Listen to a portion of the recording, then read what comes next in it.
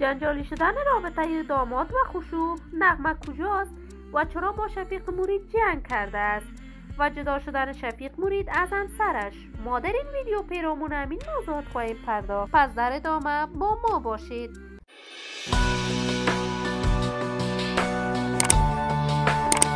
سلام، شما را خوش آمدید میگم به یکی دیگر از ویدیوهای جذاب کانال دنیا اینفو. من مروارید عزیزی هستم. برای حمایت از من علامت سابسکرایب را فشار دهید تا از ویدیوهای دیگر کانال ما هم آگاه شوید.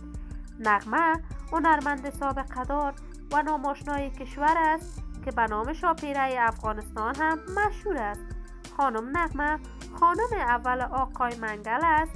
وی در سال 2006 از منگل جدا شده است و با غلام نبی، یک تن از رهبران مجاهدین سابق کشورمان، ازدواج کرده است. خانم نغمه در کشور امریکا زندگی می کند و از آقای منگل 4 فرزند دارد و یکی از دختران خانم نغمه همسر شفیق مرید، یک تن از هنرمندان دیگر پشتوخوان کشور ما است. شفیق مرید هنرمند محلی خوان و حماسه سرای کشور است.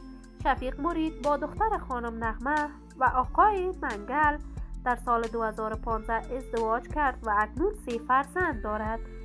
شفیق مرید با همسرش ماه قبل در شهر امریکا دعوای حقوقی داشتند و این دو از هم جدا شدند و به همین دلیل خانم نغمه با آقای شفیق مرید جنگ و جنجال کرده است و روابط هنریشان هم از هم پاشیده است.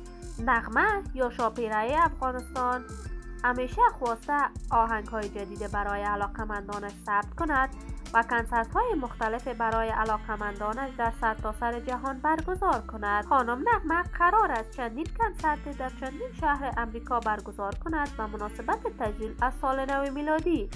و هر صورت ما آرزوی موفقیت، سلامتی، کامیابی برای تمامی هنرمندان کشور خود داریم.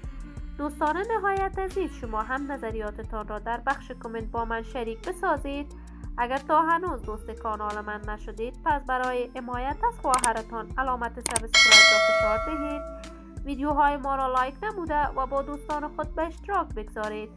سلامتی شما آرزوی ماست. تا درودی دیگر، شاد، موفق، کامگار باشید.